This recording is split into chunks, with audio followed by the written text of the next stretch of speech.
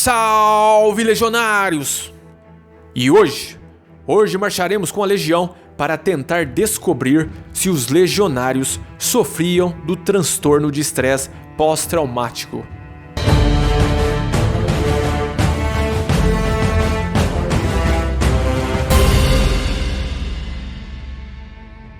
Nós hoje pensamos nos legionários como homens fortes, ferozes, violentos, derrubando tudo o que encontram pela frente. Soldados principalmente inabaláveis. Temos essa imagem que deriva da nossa mente, dos filmes, dos livros. É normal ter essa ideia de guerreiros invencíveis. Mas quando a gente sai dessa fantasia e cava mais a fundo, você percebe que eles eram apenas seres humanos. Eles tinham medo e tinham muitas fraquezas. Se a gente pesquisar nos relatos das antigas batalhas, a gente encontra muitas vezes que eles se deixavam levar pelo pânico, que em alguns casos eles eram titubeantes, demonstravam hesitação, que muitas vezes eles tinham a necessidade da intervenção do general deles para não perder o controle. Um exemplo disso é quando Júlio César está na Gália para sua conquista com a sua legião e tem que enfrentar um dos seus piores inimigos, que é Ariovisto. Ali, César ocupa uma cidade em uma posição estratégica. Os legionários levantam o acampamento e esperam os inimigos. E ali, os legionários escutam histórias sobre o povo germânico, que eram guerreiros extraordinários, com mais de 2 metros de altura, ferozes, quase inimigos sobrenaturais com uma força surreal. Quase sem querer, eles acabaram sofrendo uma tortura psicológica. E ali, os legionários de César começam a ter medo, não querem mais lutar. César, sendo muito carismático e vendo isso acontecer com seus homens, intervém e pega de novo o controle de seus homens. Ou seja, os legionários passavam pelas mesmas coisas, eram seres humanos como nós.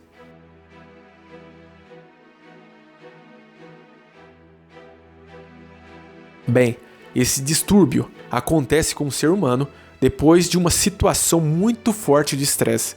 Você começa a ter recordações, lembranças o tempo todo do ocorrido, você começa a ter dificuldades para dormir, você fica mais irritado, ou você tem momentos de grande tristeza, ou momentos de raiva incontrolável, assim querendo evitar todas as coisas que te recordam desse momento.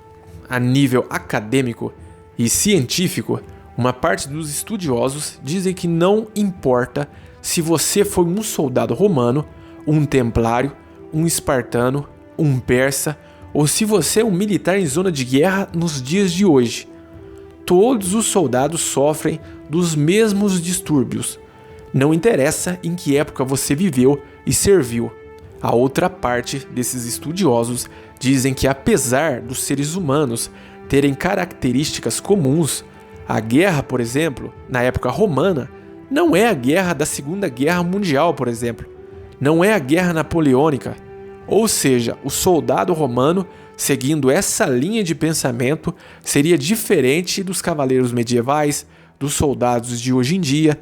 Seguindo essa linha, teríamos que separar caso por caso e ver as situações que cada uma dessas tropas passaram em suas épocas. Essa teoria é a mais aceita, porque faz uma análise mais aprofundada da situação, a respeito da primeira, que seria mais superficial. Os psiquiatras identificaram uma série de situações que, segundo eles, podem levar uma pessoa a ter ou não estresse pós-traumático.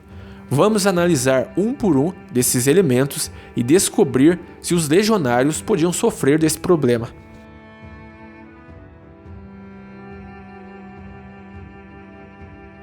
A primeira situação era o evento traumático, aquilo que deu uma espécie de bug no seu cérebro. E é claro que os romanos ficavam sim traumatizados. A guerra hoje em dia, uma guerra nunca é inteligente, mas nos dias de hoje é chamada de guerra inteligente, com aviões, drones, a guerra cibernética, e naquele tempo não tinha outra opção que a guerra real, por assim dizer.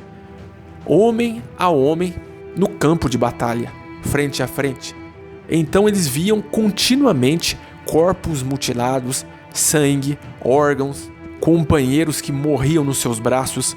Então, nesse primeiro tópico, é claro que a guerra romana é extremamente traumática e é um ponto a favor do aparecimento desse distúrbio. Um segundo elemento, um segundo tópico aqui, é a cultura do seu povo. Isso é muito importante, porque, por exemplo, se você vive em uma tribo africana, lembre-se que eu estou dando um exemplo aqui.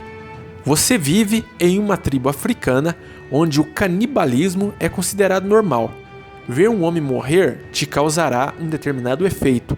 Agora imaginamos que você vive em uma comunidade budista e você passa o tempo todo atento a não matar nem sequer uma formiga.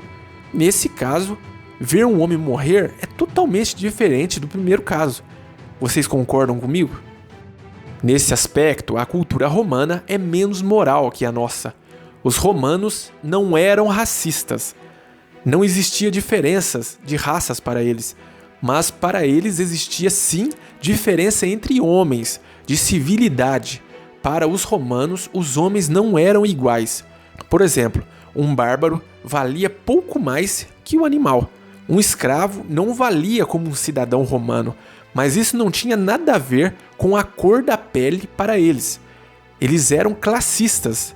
Então, eles viviam em uma cultura que matar uma pessoa que não pertencia a um determinado nível de civilidade não era assim tão terrível.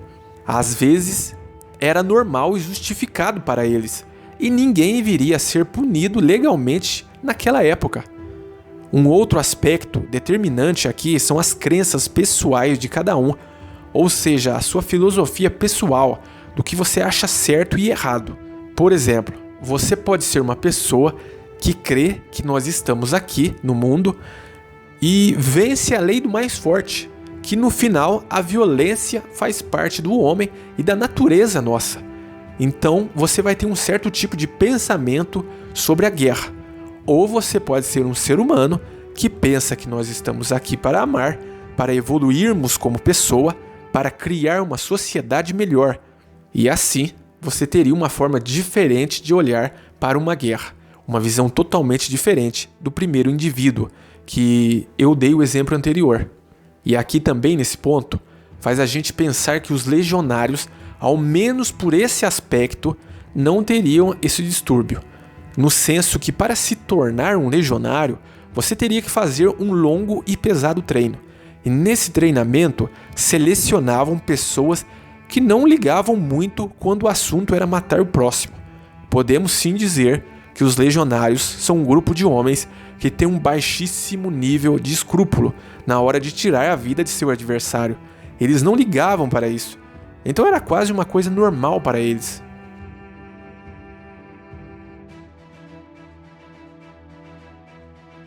Um outro elemento é o dano físico.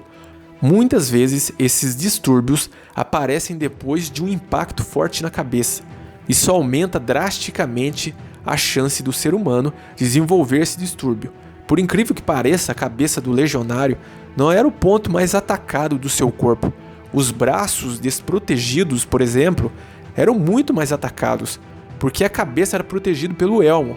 Mas claro que eles sofriam pancadas na cabeça. E mesmo com o elmo, para te proteger de cortes, o impacto era sentido como qualquer proteção de cabeça hoje em dia.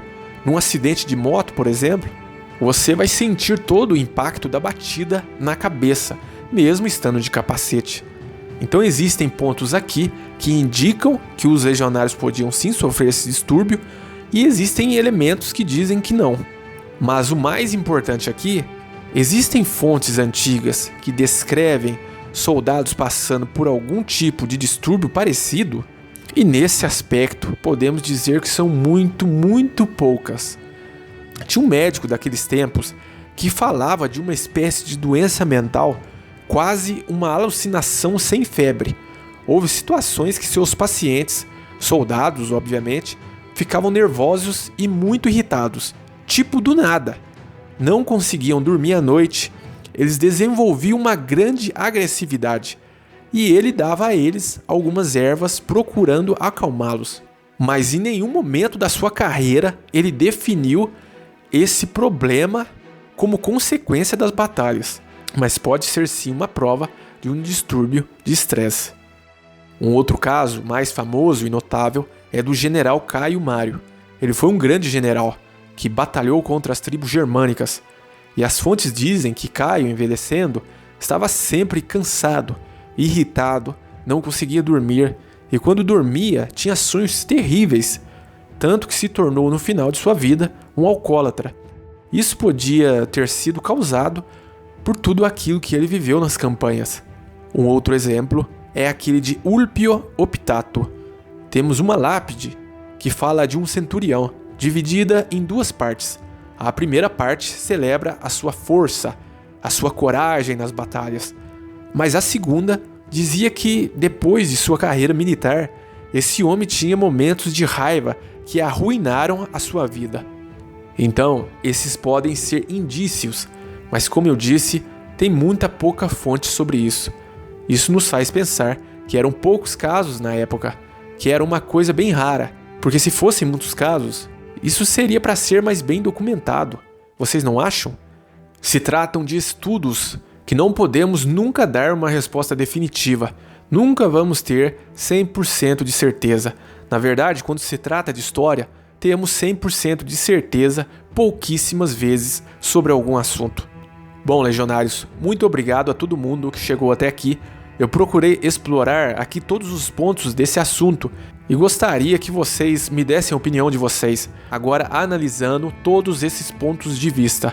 Na sua opinião, existia esse distúrbio nas legiões? Eram muitos os soldados que, na sua opinião, passavam por isso? Me conte nos comentários.